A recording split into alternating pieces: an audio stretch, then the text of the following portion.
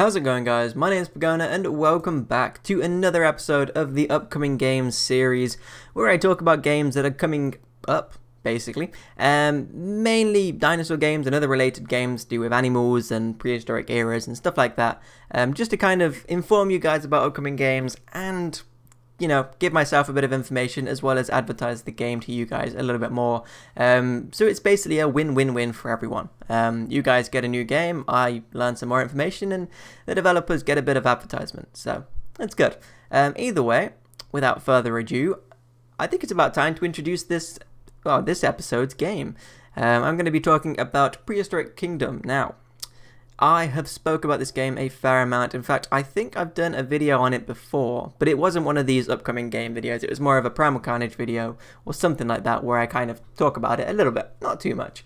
So I figured I'd do like a much longer video, hopefully anyway. There isn't too much to talk about the game because it is, well, basically just a better version of Jurassic Park Operation Genesis, but hopefully it kind of gives you guys a little bit more of an in-depth understanding, and obviously I'll put links and all that in the description as always to websites, Facebook pages, etc, etc. So I guess we just begin. What is Jurassic Park? What am I on about? What is Prehistoric Kingdom? There we go. What is Prehistoric Kingdom? Well, according to the About page on the website, they have kind of separated a big, not really a big, kind of a very short summary of what the game is, but it's more of a theatrical summary. I'll get to the proper summary soon, but the more theatrical summary, the more about summary is as follows. Challenge yourself and build the prehistoric zoo of your dreams. Make it flourish, keep it safe. The possibilities are endless within this fantastical world. Extinction is not forever in Prehistoric Kingdom. Research fossils, extract DNA, clone diverse prehistoric animals and save them from extinction. But that is not all. Make sure your creatures are well fed and have large exhibits for the Prehistoric Kingdom to become the perfect paleo sanctuary. Breed a biologically diverse array of formerly extinct animals ranging from the mighty T-Rex to the elegant Mosasaurus. But be careful, some of these animals will get bored and break free unless you do your best to satisfy their needs.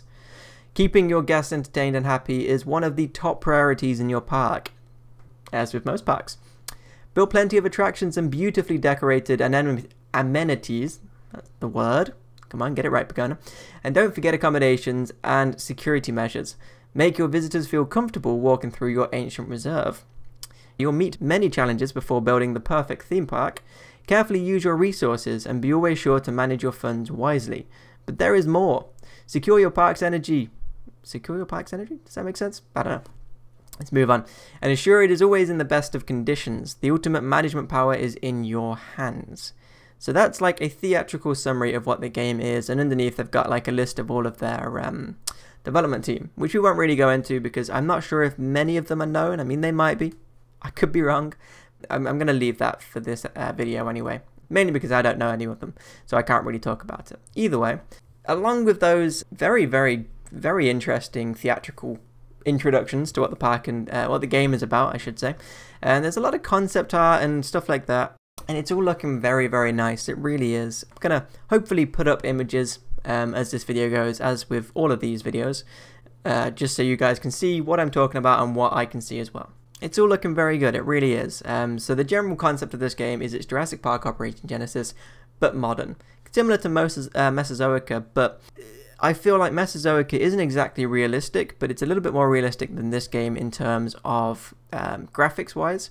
This game feels a lot more sim-like, which is very cool. I do love the style. It is interesting to see, and that's not to say that the humans, the dinosaurs, etc. are of bad quality. They really aren't. But yeah, it is a very interesting and pretty cool style. I like it. I really do. So yeah, I guess we move on to the more fleshed out explanation. And this is very fleshed out. So the main goal of this game is to achieve a successful theme park. Properly investing the funds you have, building attractions in order to make both your dinosaurs and guests happy. As a park manager, you'll have to do plenty of things, ranging from keeping the prehistoric creatures from escaping all the way down to researching new amenities and more to make your park one of the greatest out there. There will be many challenges you to face in Prehistoric Kingdom. May it be keeping the great Tyrannosaurus, or even the amazing Saber Tooth Tiger from escaping, or preventing storms, tornadoes, and countless other iterations from destroying your amazing hard work. Many creatures and animals will keep you entertained, all with complex and smart AI, top-notch sounds, and beautifully detailed models, all of which I can confirm. Complete with the great weather system, ability for animals to breed, and also the great feeling of watching your marine reptiles and flying animals live in peaceful harmony. Not everything, however, will be just fun and games. The visitors will need to be kept safe from these great animals. In order to do this, you'll have to take maximum security measures and will have to place down buildings such as security shelters, security cameras, and more. Keeping visitors happy will be no easy task. They will require to be entertained and fed, so it will be important to place down restaurants, rest areas just in case they get tired, rides, and more to keep them feeling great. So, from what I can gather, I mean, the final games can be different, but from what I can gather, Mesozoic and Prehistoric Kingdom are similar in the fact that you are building a park.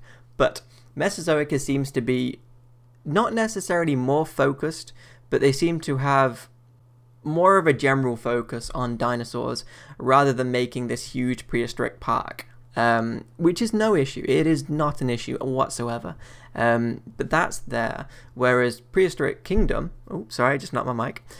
Prehistoric Kingdom seems to be all about building and managing a park rather than about dinosaurs, if that makes sense. And that's not to say that Prehistoric Kingdom dinosaurs aren't going to be as good or as realistic or as detailed or anything like that, because I mean, I'd say they are probably about even, if not a little bit more realistic in terms of feathers and such. But it just, Mesozoic, I believe, won't have anything like rides, at least not that I'm aware of. And rides are kind of important to zoos and theme parks because it is another way for, you know, visitors to entertain themselves. I know you usually go to a zoo to watch animals, but kids don't necessarily get that entertained about animals. And okay, maybe they do, but they use things like rides and stuff to keep them a little bit more entertained, so they're not just going animal, animal, animal, animal, animal. Instead, they're going animal, ride, restaurant, animal, animal, ride, or something like that, just to kind of mix it up a little bit. And I think that's where the main difference between the two games are, that and the style. Either way, Prehistoric Kingdom is looking very good. It really is. I've hopefully got enough concept art and stuff like that put into this video to kind of last, but the game looks stunning. The models, I've been following this game since the very start, and maybe not the very start, but since very early on. So I've kind of seen how the models and all that have progressed. Dinosaur models used to be a little, I don't want to say bad, they were not bad, they're much better than anything I could come up with, but they weren't massively detailed, and you can tell that the modeler has had a lot more experience, or they've taken on new modelers, I don't know. Either way, the models are looking stunning now, they really are. The way they've done feathers and all of that is really interesting, and it just looks really cool, it really does. And all the dinosaurs look awesome, they really do. So hopefully you guys can see that in the images. If not, I don't really know what to do. Go and check out their website. Or Facebook page, that too. Either way, you've got the team. Now, I'm not going to go into detail about, you know, all of their team members because that's not what's on this page. It's more a general overview of what their team is and all of that stuff. So, yeah. There is a worldwide team working on Prehistoric Kingdom almost 24/7, currently composed by 14 people ranging from game designers, artists, animators, and sound designers. The official development team all function under the developer Stingray Games, but some members also have their own names for their own design companies. So the main production company for this game is Stingray Games. But some of the developers are more freelance than anything, I think. I think that's probably the best way to put it. Either way, cool game, cool game. Our main game design and programming team include Kevin Pereira, Matthew Jolly, and Morton Bournemouth. I think I got that right. I might be wrong. They are the important part of creating how the game works, including, but not limited to, building placement, artificial intelligence of the animals, and more. So these guys are kind of in charge of anything well, basically just how the game works, really. Everything from, as they said, building placement to visitors and all that sort of stuff to artificial intelligence and all of that stuff. Basically just how the game works and runs. Art and animation. The look and feel of the game are in the hands of Maurizio Morosen, William Peschke, Chung Chang Tat, I think I got that right, Ulrich Thon. I really don't know how to pronounce these names, so I am sorry if I get any of them wrong. Henrik Pistelli, Arian Kanani, Nathan Villa, Aris, sorry, I don't know how to pronounce your last name, and Victor Bijeneru. I think I got that right. I don't know. Either way, they're the art animation. These guys are in charge of, I guess, everything from the looks of the game. All the animations, all of the dinosaurs, all of the skins, all of the humans, all of the buildings, all of that sort of stuff. And just how the game looks. Audio, everything you hear is thanks to Alexa McCalla and David Raphael Rooks. This includes dinosaur sounds, weather effects, and music you hear during gameplay. Now, the audio so far, from what I can tell, is pretty good. So they've done a good job with that, but obviously I've only heard the demo, nothing more, so keep that in mind. And everyone else, as well as everyone working hard on the game itself, there is also a team of people working on the forum and Wikipedia page. These people do various tasks and can change occasionally depending on the developer's will. And by that they don't mean that people can change, the tasks can change. But these guys are kind of the backers, I guess, the guys that kind of support the game from a non-developing standpoint, which is pretty cool. I'm sure they have input and such, but overall it's more of a forum focus and background work, if that makes sense. Either way, moving on. I've got a couple of the blog posts up at the moment, and they've got a couple of images in, so I'll display them during this little talk. There have been videos as well. I may even put my own video in. But I figured I'd bring these up and talk about them because they are a very key importance to the game, and that includes animal genetic variations, artificial intelligence and progress, although we may or may not talk about that one. I have to give that a very quick read. And not necessarily this exact blog post, but about the way they're introducing animals to the fans. I think it's pretty cool, and they've done it a very nice way, so we'll talk about that as well. And I've got another image up as well for the way they're introducing animals and dinosaurs. So we're going to head back and we're going to talk about animal genetic variations. So this isn't necessarily an update, but more of an introduction to what they want to basically achieve in terms of variations of genetics, basically. So let's get started. In Prehistoric Kingdom, you'll have to analyze and extract blah blah blah. What am I on about? In Prehistoric Kingdom, you'll have to analyze and extract an extinct animal's DNA before being able to clone it. A whole other process we'll get to talk about in another time. And as the park manager, you'll be able to decide at what percentage of DNA purity you will release your living attraction. Of course, different DNA levels will have a different impact on the gameplay and animal itself, and today we'll be talking about one of those outcomes. So before I kind of finish off this little blog post, oh wait, no. Okay, there we go. Let's just continue reading. I didn't realize there was something underneath the images that explained it. Therefore, we are glad to present melanistic, leucistic, and albino variations of just a few of our feathered dinosaurs. Keep in mind, scaly dinosaurs will have these genetic variations as well. Enjoy. So here we've got a few images from what looks to be some kind of raptor, a gallimimus, and a T-Rex. These are all feathered variations of those creatures. The raptor's looking amazing. It really is. The gallimimus, again, looking amazing, and the Rex, it looks like it's wearing like a fur coat. So you know those coats that are just coats, and they've got like a really furry neckline or a furry hoodie. That's what it looks like, but it still looks pretty cool. I think I've done a good job with designing a Rex that's feathery but scary. Well, not necessarily scary, but not cute and fluffy. Either way, it all works rather simply. The lower the DNA purity, the more likely these integument variations, or other types of genetic variations for the matter, will appear in your hatched animals. So if the DNA isn't very pure, these genetic variations, or I don't know what the correct genetic deformities, I guess would be the best way to put it, really. The more of those are likely to happen. So instead of getting a more realistic looking dinosaur, so instead of getting a super, I guess not necessarily realistic, but a more realistic skin and color of the dinosaur, instead of getting that, you'd get something a little bit more different. So a lot of humans will get some sort of genetic deformity that makes them albino, and the opposite way around. And the same happens here.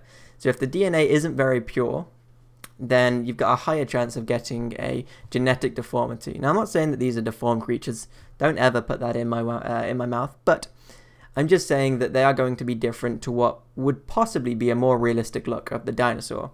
And it happens to all creatures. It really does. It happens. Albino crocodiles, albino crows, albino, I want to say mice, but a lot of mice are white anyway. But you can get albino mice, and it's just something that happens, and I really do like how they're going down this road. It's not necessarily you get to pick your skin, which I guess would be quite interesting, but it's more of if you kind of take the risk and get a DNA sample that's not very pure at all, and you just want to rush and put that dinosaur in, you're going to have effects that might not necessarily be healthy and normal. And again, more of this information will be shared at a later date, as well as later in this blog post. The higher the DNA purity, the more likely your animals will be normal. That's a very blunt way of putting it, but yeah, again, it explains what I've just said.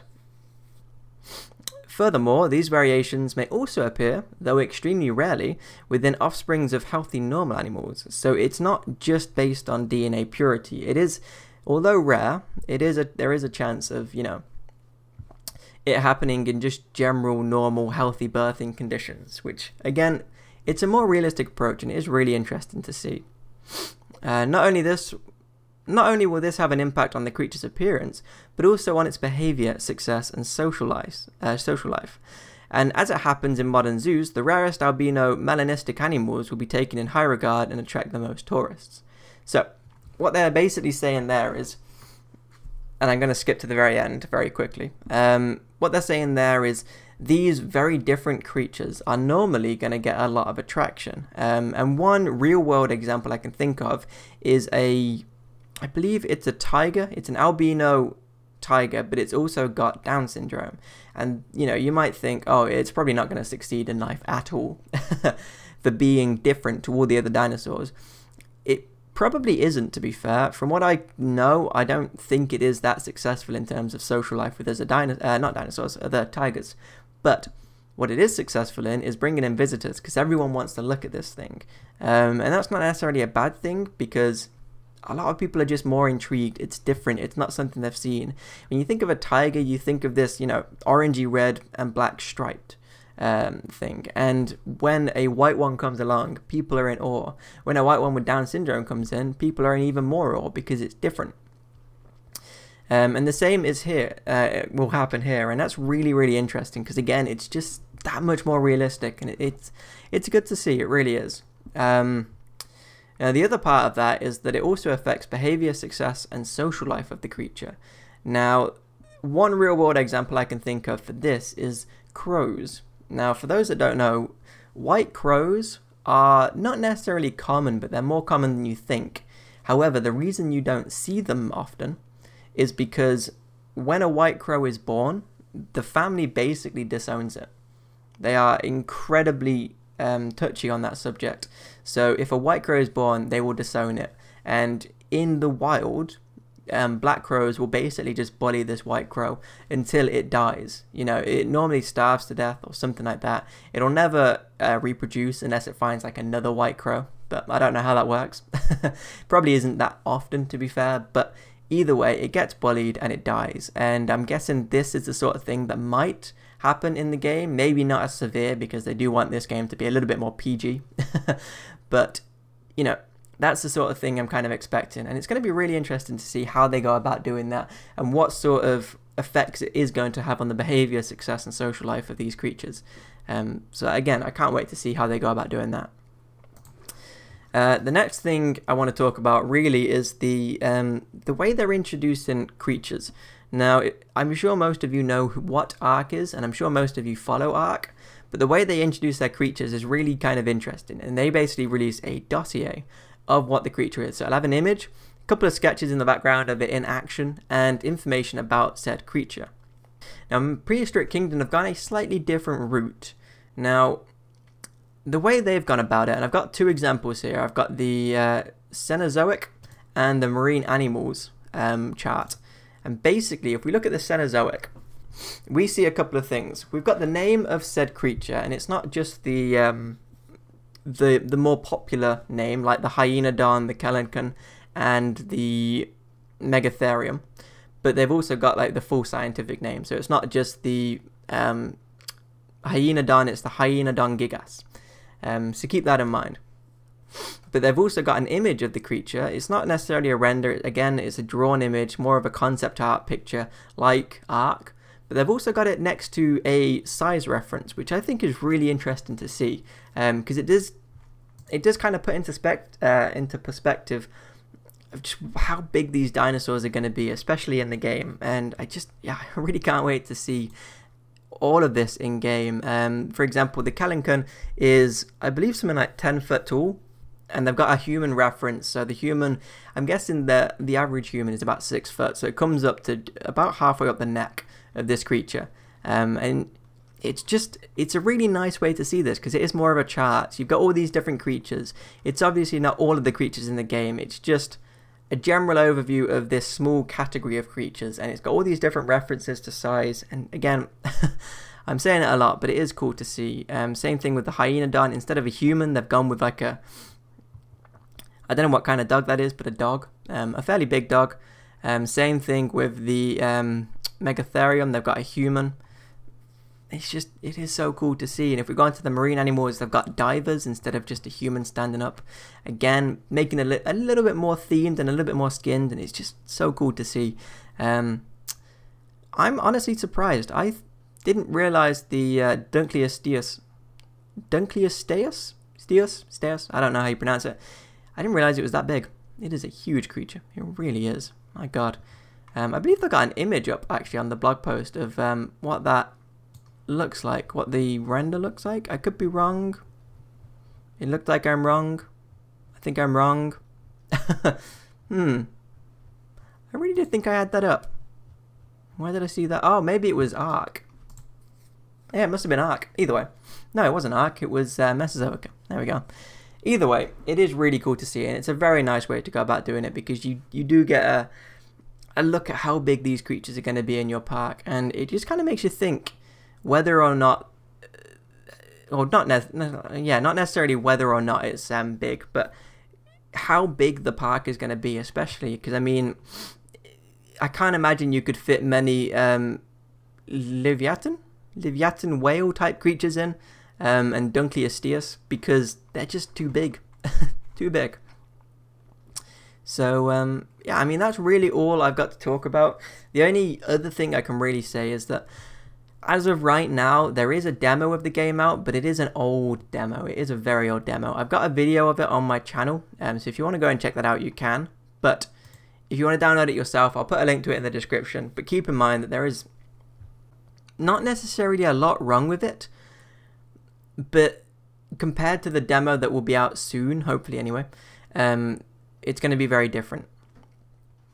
They've basically, on one of these, the AI in progress blog posts, they've got a video of the AI in action. It's looking very cool, and they've got some images of the updated dinosaurs in game. Now, originally, I want to quickly check. I don't know. Yeah, I don't know. Don't know if it's exactly, I don't know if it's going to be in the next demo, but they've got some images of different dinosaurs. They've got feathered variants of the dinosaurs now. Now that wasn't originally in the 1.0 demo. Originally it was just the scaly Gallimimus and the scaly Rex. At least I believe that's the case. But now they've got the awesome feathered Gallimimus and some feathered Rex, and it is looking really cool. They've got a day and night cycle, which is nice to see. And everything's working very, very well. It is looking very cool, and I can't wait to get my hands on the demo. Hopefully it comes out soon, but they haven't really hinted on when it's going to come out, so we'll have to look out for that. Either way, I know this video has been a little bit up and down. I haven't really been with it today. It's kind of been a little bit of a busy day and a rush day. I've been packing for university and that sort of stuff, so keep that in mind. But hopefully all the information has come across fairly well, and I guess I'll see you guys in the next video. I hope you guys have enjoyed it nonetheless, and again, I'll see you all in the next video. See ya.